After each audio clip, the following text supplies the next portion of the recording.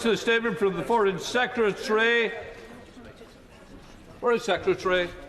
With permission, Mr. Speaker, I will make a statement to the House on the situation in Turkey and Syria. On Monday morning at 1:17 a.m. UK time, a major earthquake struck southeastern Turkey and northwestern Syria. Measuring 7.8 on the Richter scale, the quake's impact was felt hundreds of miles away in Lebanon, Cyprus, Greece and Israel.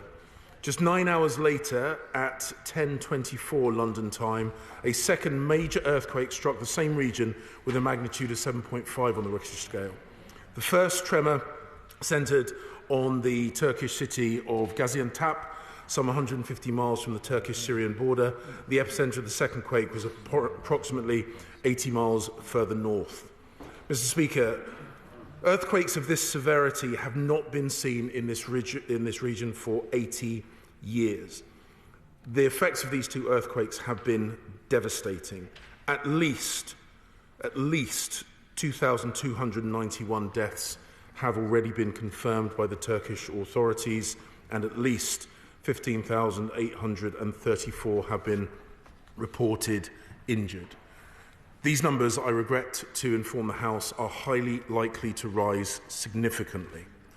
I know the House will join me today in offering our sincere condolences to the people of Turkey and Syria. Across the region, inhabited by more than 12 million people, more than 6,000 buildings have collapsed. Electricity and gas infrastructure has been severely damaged. Many of the 3.5 million Syrian refugees hosted by Turkey reside in the affected provinces. Turkey's outstanding disaster relief response capability has been severely tested by the sheer scale of this catastrophe. The Turkish government has declared a state of emergency, and they are requesting international assistance on a scale that matches the enormity of the situation that they are facing. Turkey will lead the disaster relief response in the areas of Syria where it has a presence.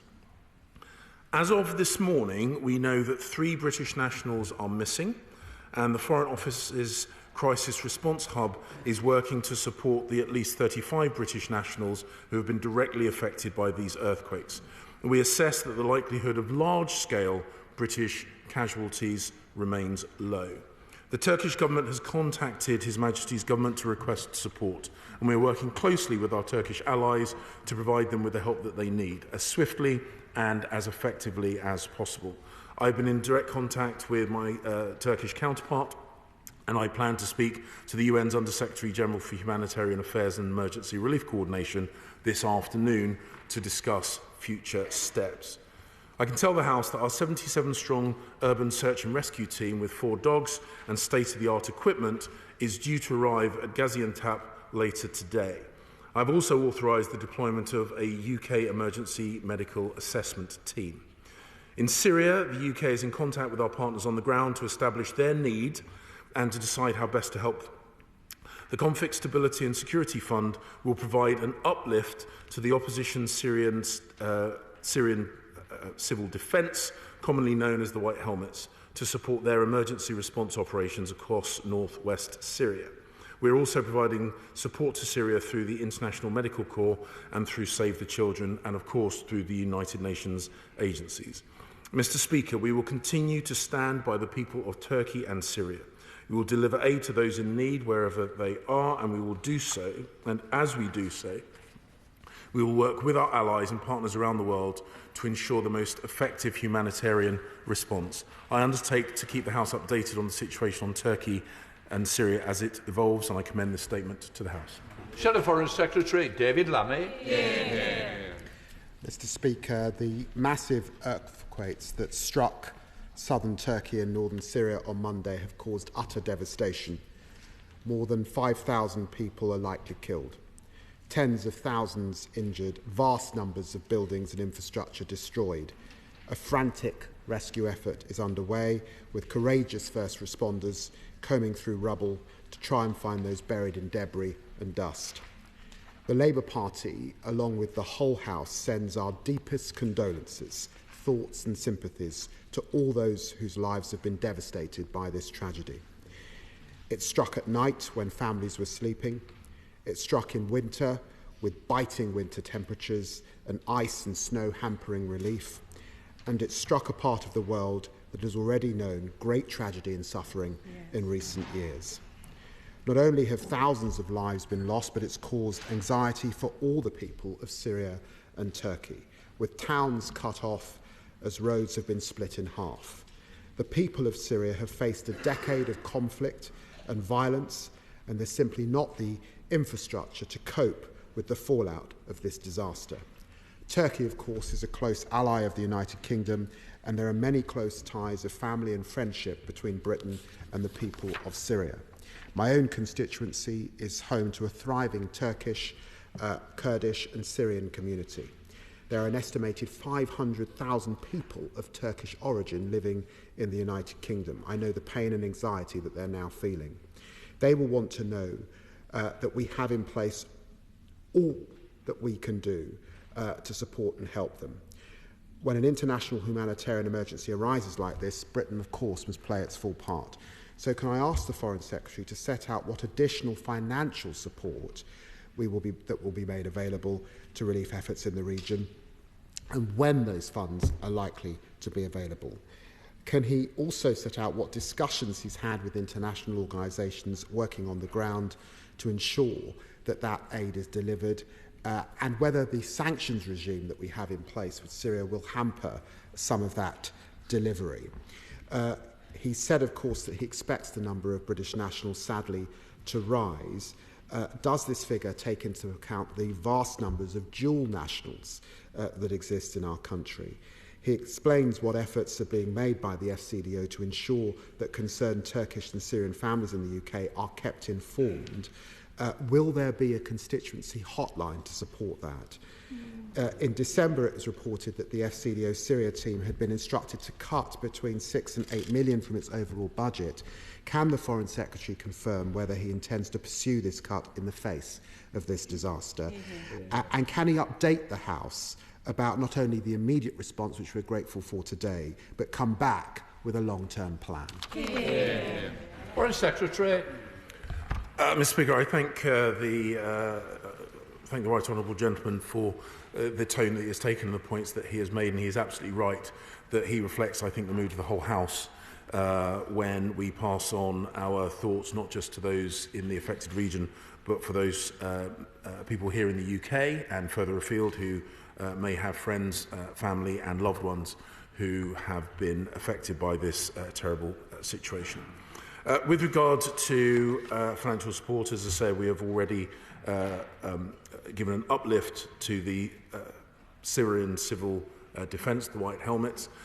What other assistance will be needed, we will assess in close coordination, as I say, with the United Nations and other non-government delivery partners on the ground. With regard to the sanctions to Syria, the response in this area, as I said, is predominantly going to be led by the Turkish government in the areas that they have control over, and through non-government agencies, both Syrian non-government agencies and international agencies. So, and I will check that this is the case. My estimations at the moment is that our ability to support will not be hampered by our sanctions regime. When it comes to the future allocation of funds for Syria and further ODA allocations, we are working through that process as we do each year. I'm not able to give him a complete answer to that at the moment, but of course we will look at all allocations in response to what we are sadly seeing unfold on the ground. And I will, of course, endeavour to keep the House updated. Chair of the Select Committee, Alicia Cairns. Speaker, my heart goes out to all those who have lost loved ones, who are still searching for their loved ones, and those British nationals affected. The people of Syria have lived through 12 years of bombardment, chemical weapons, barrel bombs and rape. But how does Assad, who has already decimated healthcare services by double-tapping and bombing them, respond? Yesterday afternoon, he bombed Mare, which was an area that was affected by the earthquake, in what was a truly callous and heinous attack and opportunism for him to try and continue to attack and destroy the moderate opposition. This is truly heinous, and it was something I warned the Minister about yesterday afternoon. So can the Foreign Secretary please confirm to me what we are doing and what repercussions there will be for Assad for these appalling acts. Secondly, how we will shame Russia and China into reopening the humanitarian corridor that has now been closed for 2 years.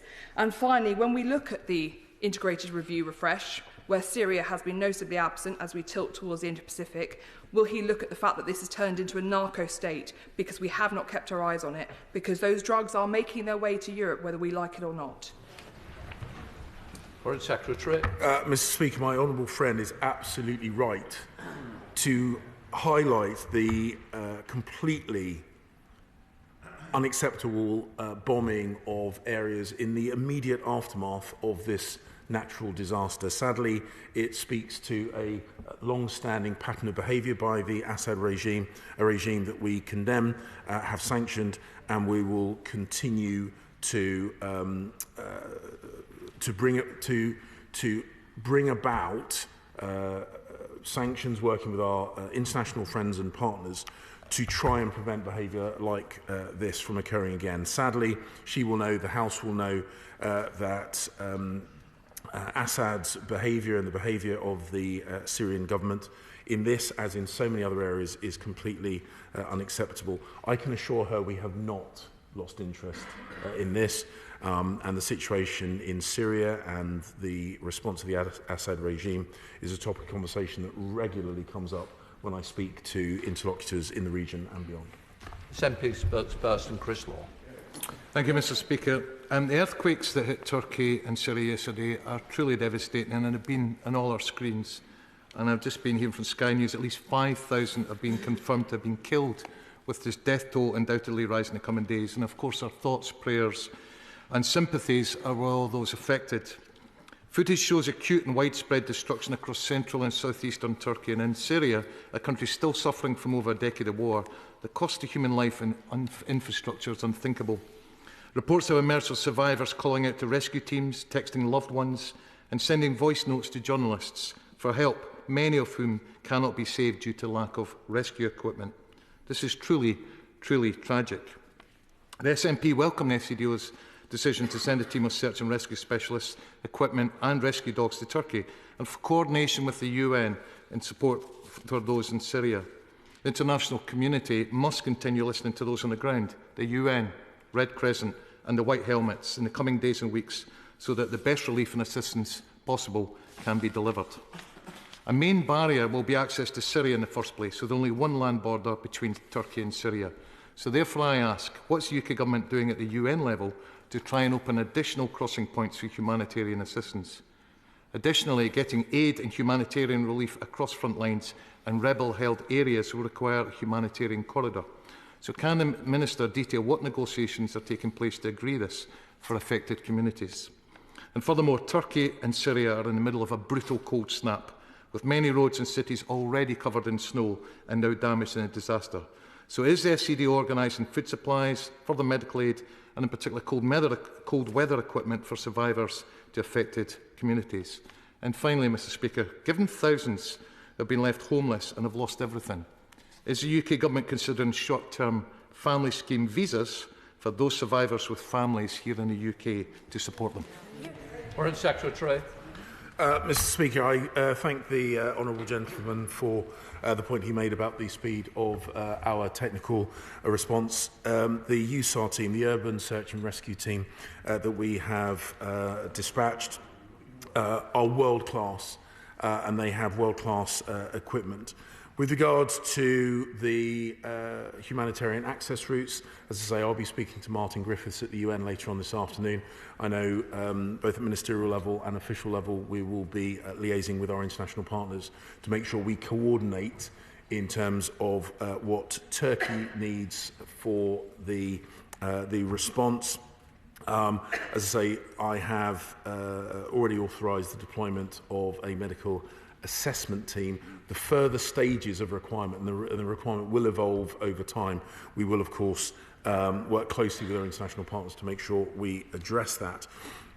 With regard to Syria, as he says, working through organisations like the Red Crescent, the UN, will be the way that we deploy support there. And with regard to what more we can do to those dislocated people, of course, we will coordinate with the Turkish authorities, with the Syrian, with those active in Syria as best we can, and we'll make any decisions in due course. Howell. Thank you very much, Mr. Speaker. Yesterday, I was able to contact my opposite number in the Turkish delegation to the Council of Europe. He described the situation in Turkey as overwhelming, and he has now written to us to thank us for all that we have done. Does my honourable friend agree that we should do as much as possible to help the Turks in this terrible situation? My honourable friend makes an incredibly important point. This is the scale of this catastrophe is one that we are unused to, and sadly for the very reasons that have been mentioned, both the fact that this is a part of Turkey and Syria, particularly in Syria, which has been at the receiving end of a huge amount of violence already, and because of the time of year, and because we are now seeing multiple shocks, and it's entirely feasible there may be more. This is almost an unprecedented situation. We will, of course, work very, very closely with our Turkish friends and allies in terms of the ongoing assessment of need and our response to that need, working closely with our international partners. Clark. Thank you, Mr. Speaker. Mr. Speaker, the human toll of this disaster is immense. And I want to thank the Secretary of State for the really speedy dispatch of British search and rescue and medical teams. Like many British, Kurdish, Turkish members of community, my family woke up yesterday trying to make sure to find out whether our distant relatives, our relatives were safe in Turkey, in Malatya. We were very lucky that the majority of our family are safe. I spent the whole day with Turkish, Kurdish members of the community, the local community centre, hundreds of people who are desperately trying to find out if their loved ones are safe. The Foreign Office has provided a number helpline, but it's only for British citizens who are stuck in this disaster. There are thousands of British people who've been impacted by this. Can the Secretary of State tell me what support, if any, will be available to British Kurdish people who have family in Turkey who they're trying to find news about? What can he do? Foreign Secretary. The Honourable Lady makes an important point about how disconcerting this is for people who have friends and loved ones in the region. Obviously, the responsibility of the FCDO is to provide support for British nationals overseas. That has to be our area of priority. If there are people, whether they be in the UK or in the region or beyond, who are fearful of British nationals who may be caught up for this, then our advice is to get in contact with the FCDO. As she says, there is a helpline there is a team that's been set up to respond. Whilst I appreciate how disconcerting it is, obviously we don't have the capacity to extend that level of support to non-British nationals, but of course we are working very closely with the Turkish authorities and for those organisations on the ground in Syria to try and provide the maximum level of support that we can for those non-British nationals who sadly have been caught up in this terrible situation. Mark Pritchard. Thank you, Mr. Speaker. Can I commend the Foreign Secretary for his speedy response and those of his ministers and officials at this time. He will know that this tragedy is still unfolding. There have been great stories of courage and survival. But does he agree that there's also been an opportunity for international cooperation and diplomacy from perhaps unexpected sources, such as the government of Greece, who sent 21 firefighters and other humanitarian and rescue workers, and the government of Armenia? And this is the time for the region to come together in the common effort of saving their fellow human beings. Foreign Secretary.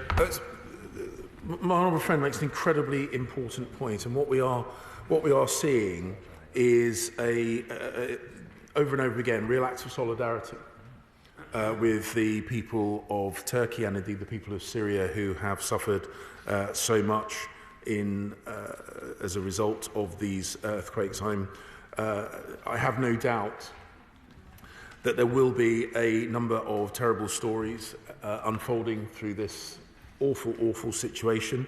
But also, I think this is an incredible opportunity for us to demonstrate our shared humanity and our desire to maximise the effort to prevent further loss of life. And I commend those countries in the region who have put aside whatever difficulties they may have to come together and support Turkey and Syria in their time of need. Alice McGovern. Thank you, Mr. Speaker. It's hard to imagine a worse place in the world for this to have happened. And Gaziantep is only about 100 kilometres from Aleppo in Syria. And I know that the Foreign Secretary and all ministers like us on this side will be thinking of those refugees who fled the horrors of Aleppo and Idlib only to be faced with such a horrendous national disaster. Yeah.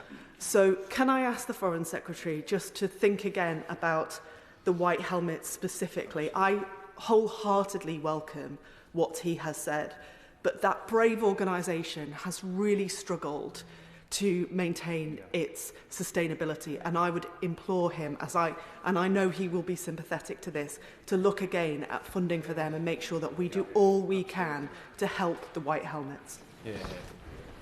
Mr. Speaker, I'd like to take this opportunity to commend the Honourable Lady for her long-standing commitment to this part of the world and the refugees from that part of the world. We have been a long-standing supporter of the white helmets, as she will know. As I say, we have given a financial uplift in direct response to this, and we will, of course, look at what the longer-term implications of these earthquakes will be as we assess what our international support will be in the future. I cannot give her a hard commitment at this point. I think she'll understand that, but we will, of course, look very, very seriously about the implications of this terrible situation. Vicky Ford. Thank you. The situation is truly horrific, and it's good to know that the UK is contributing not just manpower but also expertise. But we know that without further help, thousands more people will die. I see that an appeal has been launched this morning by Oxfam, the British Red Cross, Christian Aid, Islamic Relief, Action Aid. Will he join me in encouraging the British people to dig deep into their own pockets, because every single pound will make a difference? Secretary. Mr. Speaker, my right honourable friend is absolutely right. There is a long-standing tradition of generosity, and I have no doubt that the British people will, of course, provide a huge amount of philanthropic support to those affected. As I say, the UK government has already made a commitment to give funding and direct support to the people in the relief effort, and our teams of experts will be a force multiplier, working, as I say, with state-of-the-art equipment and techniques, some of the best urban search and rescue teams in the world. And we will, of course, have an ongoing assessment of what further need Turkey and Syria have. Thank you, Mr. Speaker. May I thank the Secretary of State for coming to the House so that we can express our sorrow and solidarity with the people of Turkey and Syria, but also those families up and down this country who are desperately worried for those back home. I welcome, of course, the support that's been offered and the offer potentially of more, but may I press him particularly on Syria? We know that organisations on the ground are ill-equipped to hand out the support that is desperately needed. Many of them are also affected by these earthquakes.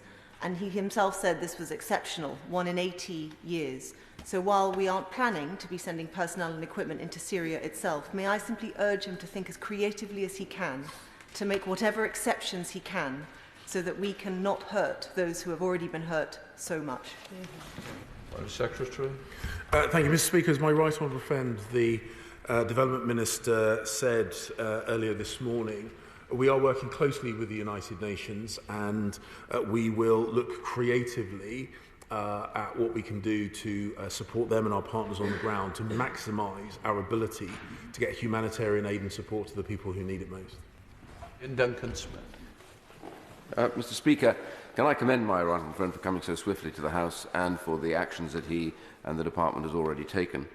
Would be a bad enough and a terrible enough set of circumstances in its own, but to be overlaid by a brutal civil war going on in the same area and by a very, very terrible winter, it makes it even worse beyond almost imagination. I, like many other in this House, have many Turkish and Turkish Cypriot constituents who are very, very worried now at this time about their families and are finding it very difficult to get proper information. I know my right honourable friend has put up a hotline.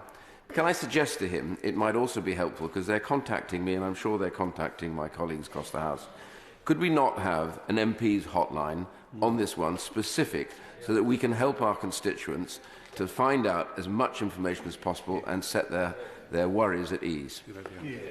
Secretary. My right honourable friend makes an important point. We will, of course, look at the most effective way of providing information.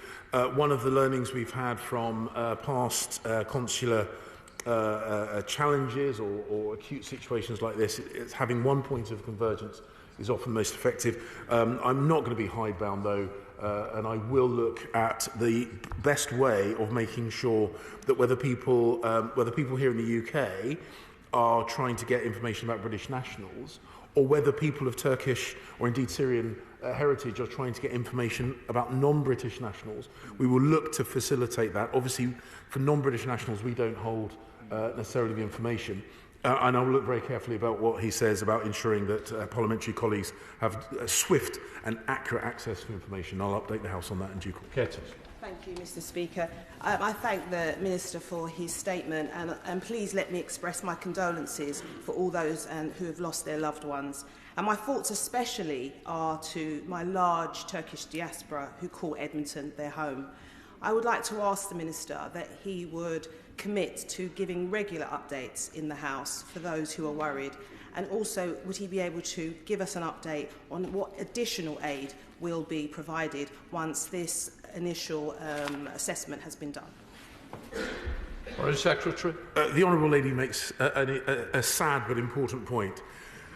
That this situation will evolve and sadly I think is highly likely to get much worse before it gets better.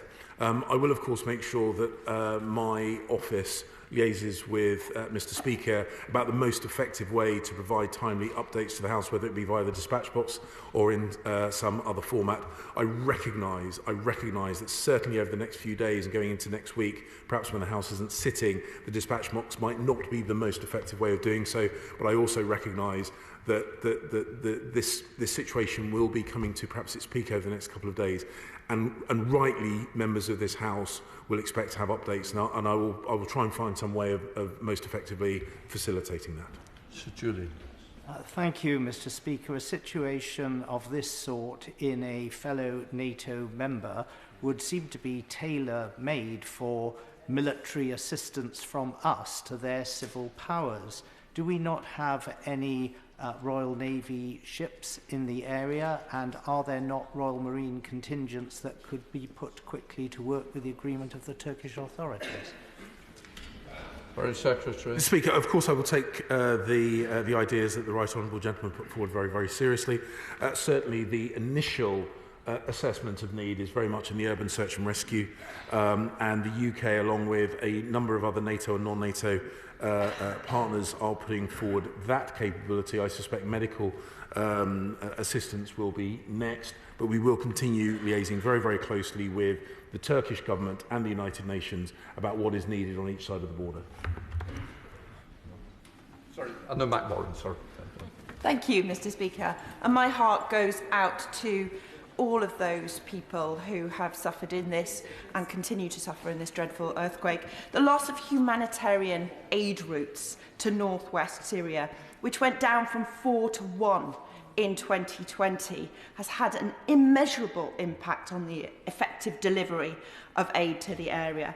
This has meant virtually no resources and help for those already worsening in this dreadful humanitarian situation that was already there, let alone coping with the impacts of this truly awful earthquake. So how is the Secretary of State going to ensure that aid is going to get to the people who need it?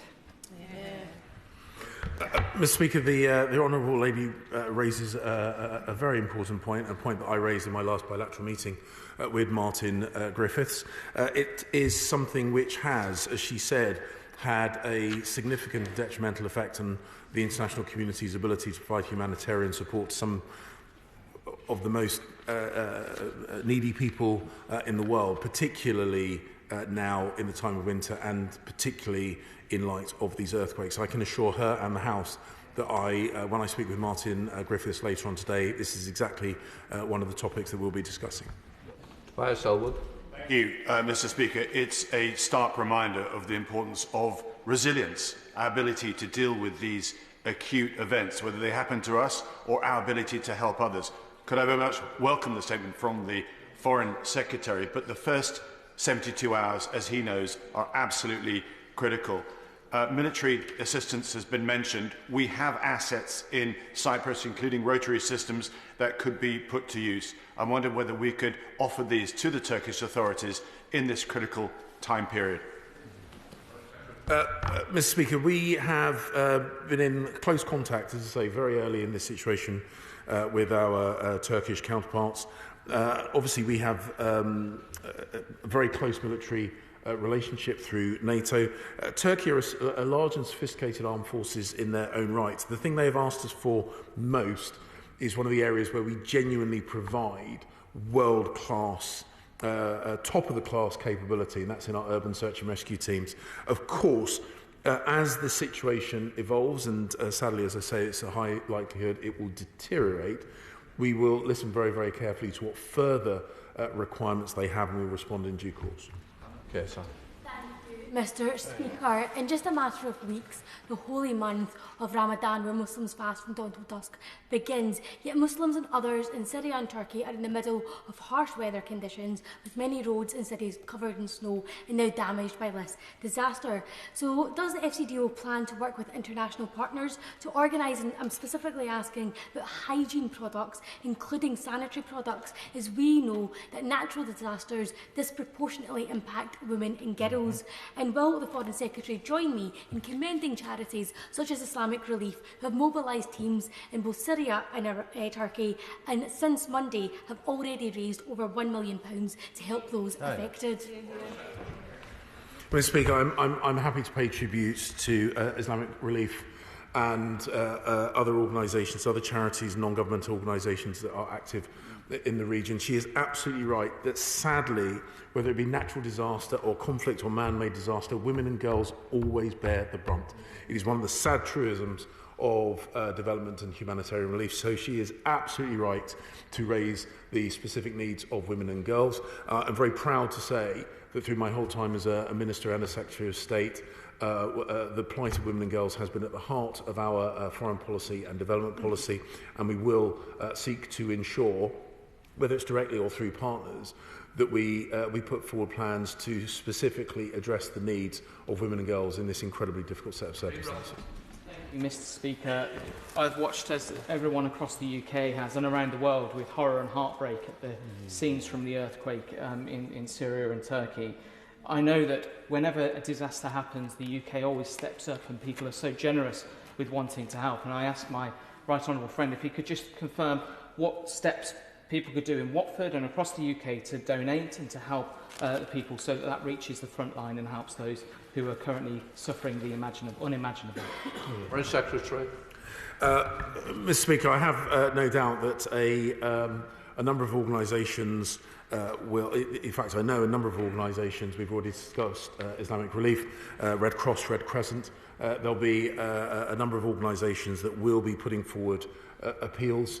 Of course, we recognise that for many, many people in the UK, the economic situation is difficult, but I have no doubt, notwithstanding those domestic circumstances, the British people will do what they always do, which is rise to the occasion and support people around the world who are in even greater need than they are.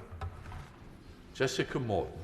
Thank you very much, Mr Speaker. And following on from my honourable friend Frenfield North and others, members of the Kurdish-Turkish community in Newport are clearly also desperately worried about family members and friends, and our hearts go out to them. Can I just reiterate to the Secretary of State what others have said, the need for really clear channels of communication to help us make urgent inquiries for constituents, whether it be drop-ins upstairs or whatever really, and support in country for UK citizens and dual nationals, as well as us doing everything we can on a humanitarian level. Foreign Secretary. I completely recognise the desire of the House to be kept informed, and also to be able to provide a service to the constituents who, quite understandably, will be very, very, very worried about friends, loved ones. I will take that on board. My team will be making note of what she and the other members of the House have said on this. Thank you, Mr Speaker. And having spent a considerable amount of time in Turkey during my lifetime, can I share the comments that the Foreign Secretary has said and say how much I agree with them? Can I also echo the calls that we need to ensure that the White Helmets continue to receive funding in the long term? I met with them in October last year, and they said it was absolutely key to see British funding continue the good work that they're doing. Just in relation to his statement, can I ask how many people he is intending to deploy from the medical assessment team? And can I also just commend all of the volunteers that have gone from our rapid response unit within the Foreign Office to help in Turkey at such short notice? And just following on from the member for Watford's point about making sure we are signposting where the British public can give money and aid to people in Turkey and how we can go about that. And lastly, Mr Speaker, can we ensure that the reporting mechanisms coming out of Turkey are given in real time to members of Parliament, so that we might be able to respond in helping constituents find out about loved ones, but also how we can most effectively help? Foreign Secretary. With regard to his specific question about the size of the medical response team, I don't have that figure at the moment. The point I would make to the House is it is inevitable that the numbers, both in terms of sadly the fatalities, the injuries, and also the numbers of British experts that we put into support will change over time. And indeed, I strongly suspect that the figures that I outlined at the dispatch box at the start of the statement are now sadly already out of date. I completely take the point that he and others have made about the need for accurate and ongoing and timely information, and I will endeavour to make sure that I provide that to all members of the House. Tim Johnson. Thank you, Mr Speaker. I'd like to send my thoughts and condolences to all those who have suffered and lost loved ones in the tragedy in Syria and Turkey. This horrific disaster does not discriminate in its victims, and political obstacles must not be allowed to define who receives our support. So can the Secretary of State explain what he's doing to secure humanitarian corridors to ensure all Syrians receive humanitarian aid? And will he respond to appeals for more heavy lifting equipment and fuel to run those machines? Foreign Secretary. The Honourable Lady is absolutely right that disasters like this do not discriminate, and neither will we. We will work closely with the United Nations. Obviously, we do not have a relationship with the Assad government in Syria, but notwithstanding that, we will work with those organisations, whether it be the White Helmets, the United Nations or others, who are on the ground in Syria, and of course work closely with the Turkish government in response to that. Halding. Thank you, Mr Speaker. My thoughts are with my constituents who are so desperately worried about loved ones, and I echo the comments made by members across the House of the need for that timely and accurate information to help Syrian, Kurdish and Turkish nationals living in the UK who've been affected by this. But I wonder if the Secretary of State can answer what representations the UK is making to drive up humanitarian access to Syria from Turkey up the international agenda and open new flows of aid to northwest Syria. Mr Speaker, this is a specific subject that I'll be raising with Martin Griffiths when I speak to him later on this afternoon. Humanitarian access routes have been constrained over recent years. That has caused more suffering, and it's something that we will seek to address. Thank you very much, Mr Speaker. Given the immense scale of this terrible tragedy and the reports this morning that people are using their mobile phones while trapped under the rubble as they cry for help, do we have the capacity to send a further search and rescue team? Because it would, I think, seem, given the scale, that would certainly assist. And secondly, may I ask him, does he expect the Disasters Emergency Committee to issue an appeal? I will, on his last point, I will certainly look at that, and I will ask my officials to liaise with regard to raising a specific appeal.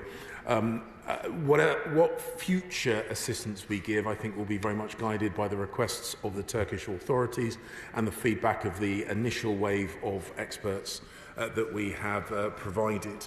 I realise that I failed to fully answer the Honourable Lady's question about heavy lift equipment and fuel thereof. Again, that will be something that we will listen very carefully to the request from the Turkish authorities. One of the reasons why actually our USAR team is so valuable is because we have got absolutely state-of-the-art search and rescue equipment, which coordinates very, very closely with the other equipment that is easier to get onto the ground by those partners who are physically closer to the incident. Speaker, the Foreign Secretary has been really helpful this morning, and our French, everyone's been very... We're not experts, but when I see these pictures on the television and hear voices calling, children calling for help, the crisis is now. Can we get people, heavy lifting equipment, the right expertise there now, in planes, getting there now to rescue these little children and their families? Foreign Secretary. Mr. Speaker, the honourable gentleman's desire to help and help quickly is completely understandable, and I can assure him is shared by everyone right across the House and right across government. I spoke, as I say, I had an exchange of communications with my Turkish counterpart first thing yesterday morning. Our urban search and rescue team were mobilised, convened yesterday, and they will be on the ground and operational. The assessment is by today. This is a very swift response, and I recognise, however, that this is a challenge that is going to be enduring, and of course that feedback from them in terms of what else that we can do and do quickly will be incredibly important. We'll do that in close coordination with our international friends and partners. Chris Stevens. Mr. Speaker, can I thank the Foreign Secretary for his statement. This disaster has been keenly felt by the Kurdish community across these islands, and the Foreign Secretary will be aware that this region in particular has been the source of conflict between Syrian and Kurdish forces. Could he say just a bit more about what the government's doing to liaise with Kurdish charities and the Kurdish community? I'm thinking, for example, the Kurdish Red Crescent charity, and to make sure that the Kurdish population get the support they need and that the aid goes to help the Kurdish people. The Speaker is right. The people of this region have suffered more than enough. And sadly, this natural disaster will amplify the suffering of the man-made disaster that we have seen in that part of Syria and the ripple effect that has had into that part of Turkey. I can assure him that we will work with as wide a range of international partners as possible to ensure that no community is in any way disadvantaged in terms of our support. As I say, this, as the Honourable Lady said, this tragedy has not discriminated, and neither will we. Mr. Speaker, I echo the words of condolences by the Foreign Secretary. The number of those who have died and have been injured is immeasurable, and send my condolences to everyone in that area. Scammers may use social media information to contact individuals in the UK with links to the impacted regions, using their fears for loved ones to request money transfers. What measures are the UK government considering to ensure that such scams are highlighted and families are protected? Mr. Speaker, sadly the Honourable Lady makes an incredibly important point. There will always be vultures that will seek to make money through the tragedy and of others and the concern of their friends and loved ones. My strong advice is the same as we would give in all circumstances. Be very, very suspicious of unsolicited communications. Far better to go to well-established avenues of support.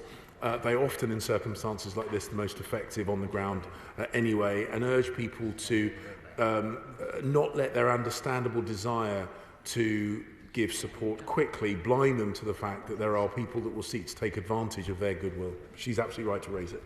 Jim Shah. Thank you, Mr. Speaker. I also thank the Minister very much for his positive answers and for the very obvious as well, government compassion for those who have suffered much due to the earthquake, and add my thoughts as well for all those and prayers for all those who have lost loved ones. The earthquake has affected large areas of northern Syria, including the Kurdish region, where many Yazidis are still attempting to recover after the Daesh genocide. Will UK aid sent to relieve the suffering caused by the earthquake also be sent to minority communities rather than just to the large population centres? They all need help. Thank you.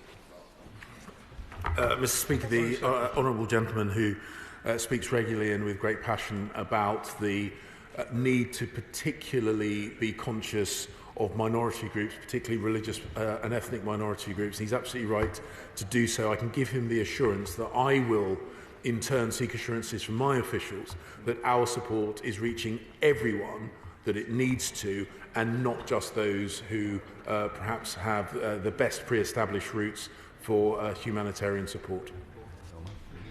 Right, that completes that statement. We'll let the people leave.